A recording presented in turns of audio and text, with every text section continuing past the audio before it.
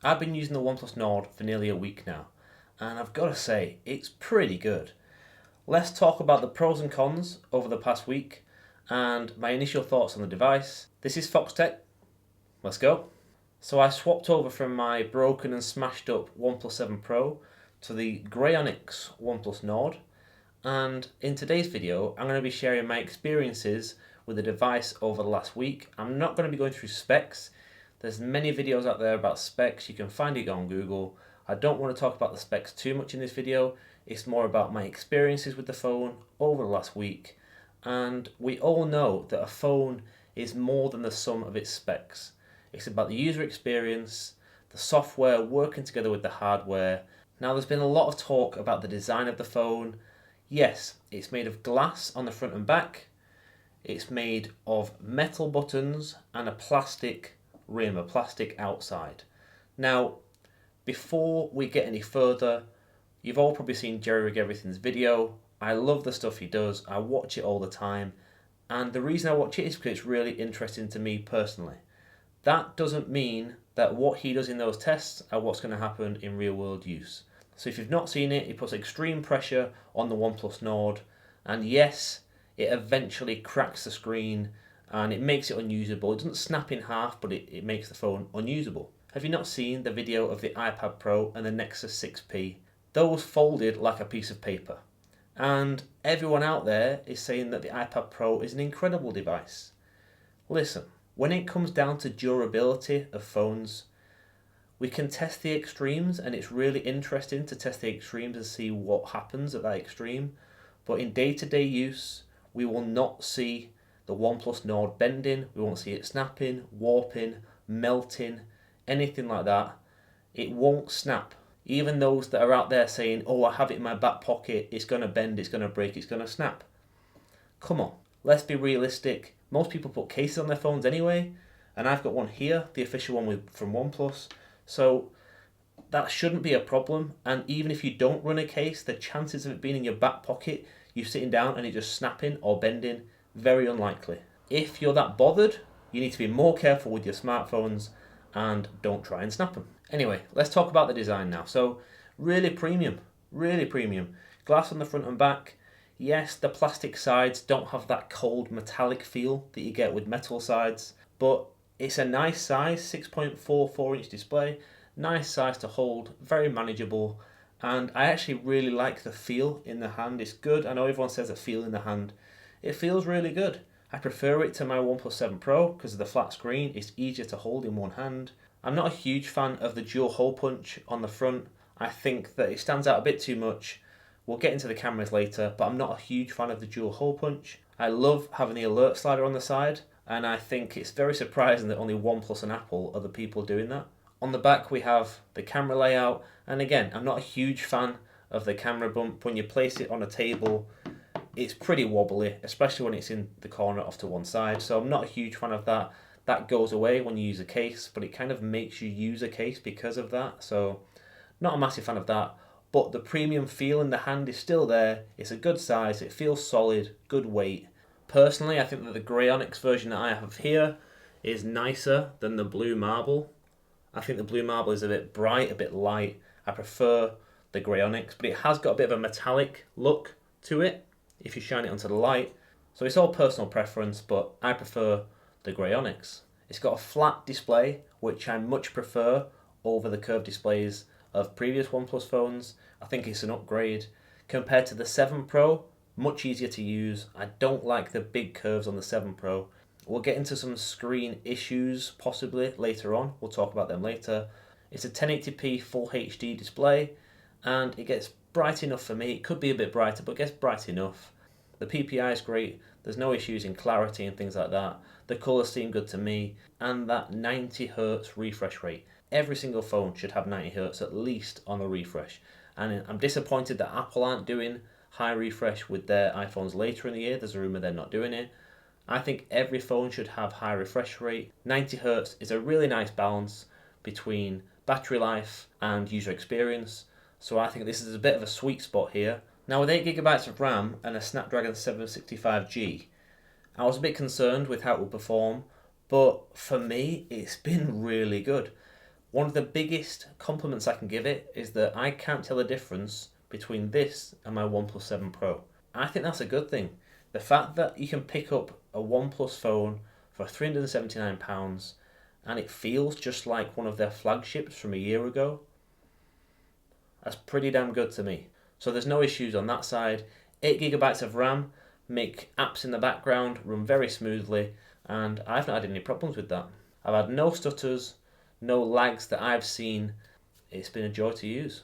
Like I've said, the 90Hz display, the refresh rate, that helps a lot with how the phone feels, the user experience, and the optimizations that they use on Oxygen OS is just really good. They make it feel really smooth, really fast, snappy, and it works really well, even with a mid-range processor in it. In terms of software on Android, I personally prefer Oxygen OS of OnePlus or the Pixel devices, that stock Android feel, but OnePlus do have some more customizations in there, and it's really, really nice to use. OnePlus have committed to 2 years of Android software updates. Previous phones have managed to get 3 years, but they commit to 2 years of Android software updates, whereas Pixel devices have 3 years. Like I said before, there's no performance difference in my view between this and the 7 Pro. I don't game a lot, so if you game a lot on your phone, I'd recommend checking out this video from Bored at Work. He's done a thorough gaming review. I think you should all go and check that out, and he's done a comparison with other phones as well. But me personally, I don't game on my phone, I use consoles for that. The battery life has been really solid. Now I wondered how the Snapdragon 765G would cope with a 90Hz refresh rate display, but it's been great. I've had 6 hours plus initially, but a couple of days ago I got over 7 hours on a 90Hz refresh rate display, using it at 90Hz the whole time. Over 7 hours on the battery. That's awesome. The OnePlus Nord, it's a bit of a beast in the battery department for the price. That 4150 mAh battery, an Oxygen OS, really doing well throughout the day, and I've had no issues in terms of battery. I've been quite impressed. Battery a lot of the time depends on individual use cases, so some people, like I said, might game a lot more than me, might do 2-3 hours of PUBG a day.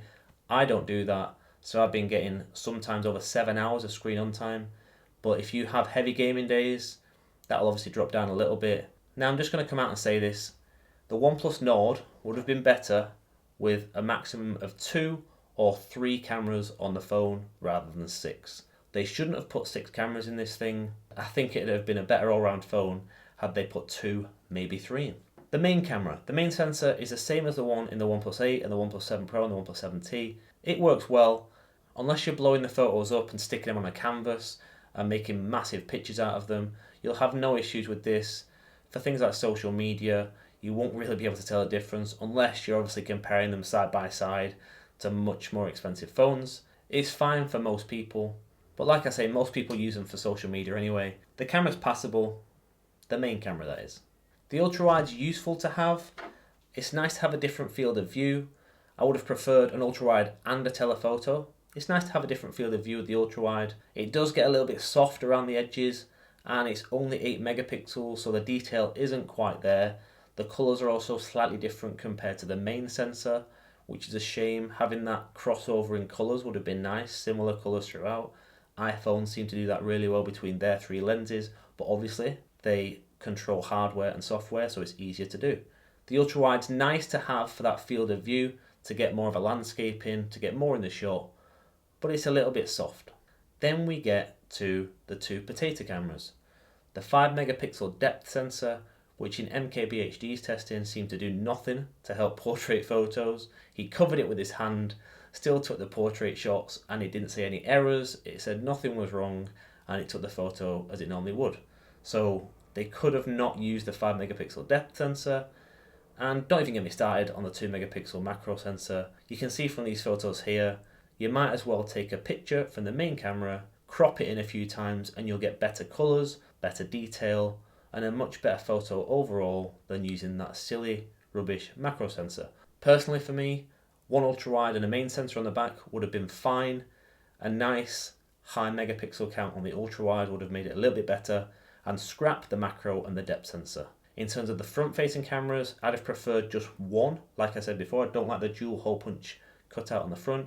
One ultra-wide camera would have been great, give you that wide field of view, and I think you could have just used that camera on its own on the front with no issues, a smaller hole punch. I don't take selfies at all really, so I don't see the massive benefit behind having two. Therefore, drop one of the front ones, drop at least two of the rear cameras. You'd save money. You could have put that to a metal frame maybe if you really wanted to, or you could have put it to a better ultra-wide camera or anything else that you want to make improvements on the device. Now I know there's a lot of people out there that use Gcam, so Google's camera software, on their OnePlus devices. I kind of wish that OnePlus would put as much effort into their camera software as they do their Oxygen OS user interface, because their camera software just isn't up to scratch. Compared to Gcam, I've seen lots of images online of the comparison between Gcam and OnePlus. We just know that Google's camera software is better than anyone out there at the minute, even with older hardware. If OnePlus could improve their camera software, that'd be one less thing to worry about. We all know that OnePlus phones aren't the best when it comes to cameras usually. Yes, the 8 Pro is a little bit of an exception to that. It's a really good camera. But other than that, it's never been a top tier camera setup. Realistically, the Nord is no different. If you really want a good camera at this price, you all know Pixel 4a is the one to go for. It will challenge most flagship phones and it's a bargain. I've not got Gcam installed yet on this, but I will be trying it out over the next week. So I wanted to give the OnePlus camera a go first before I tried out Gcam. Are there any display issues on the OnePlus Nord? I've had that question a lot and I feel like I need to address it. I have seen a couple of issues. You might have seen my previous videos on the OnePlus 8 Pro where I had 5 OnePlus 8 Pros and I had to send them all back because of green tint, black crush and a black bar along the hole punch camera at the top. And here we are talking about similar issues on the OnePlus Nord. So I shared this tweet on Twitter which showed pictures of before and after Oxygen OS 10.5.2 which came out of the box. I showed pictures at 90Hz and 60Hz of what the screen looked like on minimum brightness on a dark background on Google Chrome. And you can see from the images there's a green tint there, there's a colour distortion and there's a black bar along the top where the hole punch camera is. Very similar issues to the OnePlus 8 Pro which I spoke about before, although they're not as bad. I feel like this running at 90Hz rather than the 8 Pro's 120Hz reduces the issues and how bad they actually are. But yes, personally I can see them. They are there, I think you need to be aware of them. I've seen a lot of people come out and say, my OnePlus Nord has no issues, this green tint and black bar is blown out of proportion, don't worry about it, you won't notice a difference, it's fine. I have seen issues. Personally, I've seen issues. People may not have seen issues. If not, you've either got a perfect display, great, I'm glad there's some out there, or you just don't want to see them or can't see them. But I've had 5 8 Pros and this is my first Nord. I can see issues there. So just because one person comes out and says this is blown out of proportion, I don't think that's quite right. I think people need to be aware of any issues that people are seeing and then they can make an educated decision on whether the phone's worth buying for them, not buying for them, whether they see the issues or not. For me personally, when it's dark at night, I have dark mode enabled all the time, minimum brightness, smack it down there, and I can see the black bar along the hole punch at the top and I can see a little bit of colour distortion on the screen. That's just sharing my experience from what I've seen. I've also seen some off-axis colour change, so when you're looking at the screen and you look at it from a different angle, the colours change quite a bit. I'm not too bothered about that personally at all because I'm always looking straight on at my display. I don't really care about looking off-axis, so that's not an issue for me personally. And the funny thing is, for those saying it's not an issue, OnePlus have actually come out and acknowledged the issue after 9to5 Google posted about it. They've come out, acknowledged the issue, saying there's a software update coming to fix the screen issues that people are seeing. Now again, going back to my OnePlus 8 Pro videos, shameless plug, go watch me if you're not already. Will they fix them? That's a different question. I know with the 8 Pro's displays, all they did was bump the minimum brightness really and try and tune the display a little bit differently, but they mainly bumped the minimum brightness just to mask the issues and hide them. I hope that's not what they do here because that would be a shame if that's all they did. But again, they're not as bad as the 8 Pros, I'm not saying they are, and it's good to see that they're acknowledging the issues that we're all seeing. Other things that I really like, Warp Charge 30T, 0 to 70% in 30 minutes, obviously faster charging in the first part of the charging and then towards the end it takes a bit longer, but to get that much battery life in 30 minutes using a cable is great. I don't really need wireless charging, so I'm not bothered that that's not here. And the faster wired charging gets, it just makes it so much easier. You just stick it in for a bit and you're topped up, especially with how good the battery life is on this thing, like I mentioned before. So in terms of battery and charging, it's great. The case, I like that it comes with this case from OnePlus, a little bit of a Nord design on the back, but what the hell is this flap? Like, I get what it's for. Obviously, no waterproofing inside, no dust resistance. Cover the holes, cover the ports, and it will make it better for day-to-day use. But in a dark room at night, when you're trying to plug your phone in to charge, and you've got to figure out a way of getting this thing open, it takes about 15 seconds to put my phone on charge, rather than just plugging the cable in. So I feel like just chopping this off. The case is actually really nice. It's a really nice feel in the hand, not too thick, does the job for me, and this is what I've been using. But I just don't think it needs this flap on the bottom. Other than that, USB-C, really nice to have. That port, everything should have it. And come on, saving the most obvious till last, the price. £379 for the 8GB of RAM, 128GB of storage variant in grey onyx. And the fact that I got the OnePlus Buds for free alongside it, they're basically £80. It brings the phone to £300. That's an absolute bargain. That's a bargain. Pixel 4a's just been announced. £349 in the UK, I think it was, but that's not available till the 1st of October. So they've left it so late, Google, although I love what the Pixel is doing. I just think it's delayed. And the OnePlus Nord is a great buy. There are things I don't like though. I don't like the mono speaker on the bottom. The fact that it's just one single speaker and not a stereo setup. It's a real shame because coming from the 7 Pro and devices before that, I got used to stereo speakers, and the fact there's just one speaker, it's really easy to cover up. It gets loud enough, it's clear enough, it does the job, but having stereo speakers makes a big difference, to be honest, when you're watching content, and this is really easy to block when you're holding your phone.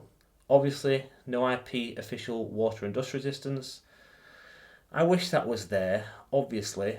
OnePlus are normally quite good at sealing off their phones and keeping it free of dust and water. Even if you drop it in a puddle, it should be fine.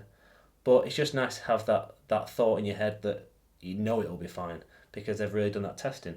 All phones have their pros and cons, and when it comes to mobile phones these days, especially in the mid-range price point, it's all about compromise. What companies and manufacturers want to leave out of their phones and what they want to focus on. In terms of Pixel, it's that camera, it's that software, it's that user experience. They don't care too much about the specs. It's more about what it's like to use, and I really like that. When it comes to the Nord, obviously OnePlus haven't gone crazy on how good the cameras actually are. It's not the best camera that there is, but for the price, you're getting a great battery life, a great 90 Hz refresh rate, and the user experience with Oxygen OS is just like a Pixel, just more customizable. The things they've left out and the things they've focused on, it means it's such a great device to recommend for £379. Even cheaper on Amazon, $349 I think it was on Amazon UK if you go Amazon Prime. That's a bargain. Cheap phones are getting really good, and really good phones are now getting cheap. I mean, I think that's an MKBHD quote, but it's so true in this case. They are. You don't need to be spending 3-4 times the amount of the OnePlus Nord to get the Galaxy S20 Ultra. That's a waste of money. The Nord does such a great job for the price, and for anyone looking to buy a new phone in 2020, especially what's going on, trying to save money, get yourself the OnePlus Nord. It's so easy to recommend. So there you have it. My initial review of the OnePlus Nord after a week of using it. And I think it's great. I'm going to be doing future videos. If there's anything you want to know about the Nord moving forwards, let me know in the comments below. And stay tuned so you don't miss out any further content. Until then, this was Fox Tech. Thanks for watching, and I'll catch you in the next one.